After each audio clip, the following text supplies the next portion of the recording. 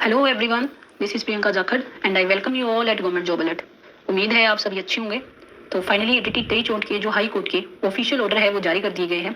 तो and final result would be declare after 8 weeks in terms of original advertisement. तो यहाँ पे बोला है कि जो असिस्टेंट डायरेक्टर थे of the education recruitment directorate Punjab, उन्होंने बोला कि रिक्रूटमेंट जो प्रोसेस है वो कंप्लीट है, हम क्या करेंगे सिर्फ 8 वीक्स में क्या कर देंगे, पूरा रिजल्ट जारी कर देंगे और इन ओरिजिनल एडवर्टाइजमेंट। तो ये था पूरा मुद्दा कि एक देखने को मिल रहा है। उसके बाद देखते हैं, अभी हम देखते हैं कि हाई कोर्ट ने क्या बोला इसके बारे में। उसके पहले हम देखते हैं कि दूसरी जो क्लेरिफिकेशन थी उसके बारे में क्या डिपार्टमेंट ने अपना पक्ष रखा, क्या कुछ पूछा गया।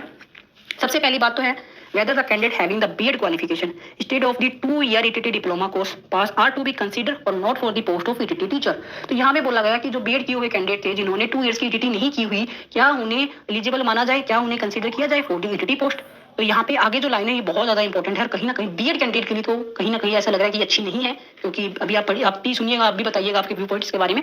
Since there is no such provision for in the prevalent service rule. तो यहाँ पे लाइन बोली गई है कि यहाँ पे कोई भी जो सर्विस रूल में इस तरह का कोई भी प्रोविजन नहीं है, but the candidate were eligible to apply pursuant to the NCT notification. तो यहाँ पे देखिए इन्होंने साफ साफ बोला है बिल्कुल कि B.Ed कैंडिडेट के लिए इन्होंने कोई भी सर्विस रूल में कोई भी प्रोविजन नहीं बनाया, फिर भी उन्हें शामिल किया गया था। क्यों किया गया था? क्योंकि एनसीटीई के जो गाइडलाइन के अकॉर्डिंग, देखिए आपको पता है एनसीटीई 2018 में गाइडलाइन आती है, जिसके अकॉर्डिंग B.Ed कैंडिडेट को शामिल किया गया था। और अब क्या हुआ इसके बारे में इन्होंने आगे भी बोला है, which has been struck down by the honourable supreme court.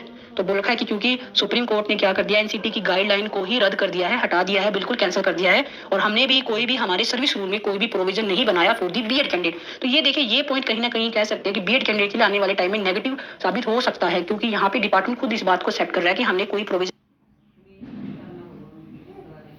Rule including the same. अब यहाँ पे बोला गया है कि जो सर्विस रूल है वहाँ पे एनआईएस कैंडिडेट को ऑलरेडी इंक्लूड किया जा चुका है फॉर दी ETT। यहाँ पे क्लियरली मेंशन है कि सर्विस रूल में एनआईएस कैंडिडेट के लिए प्रोविजन तो है, पर ऊपर देखिए यहाँ पे ये भी बिल्कुल क्लियरली बोला गया है कि B.Ed कैंडिडेट के लिए कोई प्रोविजन नहीं है। तो यहाँ से देखिए कहीं ना कहीं कह सकते हैं कि कहीं कुछ कैंडिडेट के लिए उम्मीद नजर आई है, तो कुछ कैंडिडेट के लिए यहाँ पे निराशा भी हाथ लगी है। बाकी इसके बारे में आगे हम देखते हैं कि हाई कोर्ट का क्या मानना है। हाई कोर्ट ने इन सबके बारे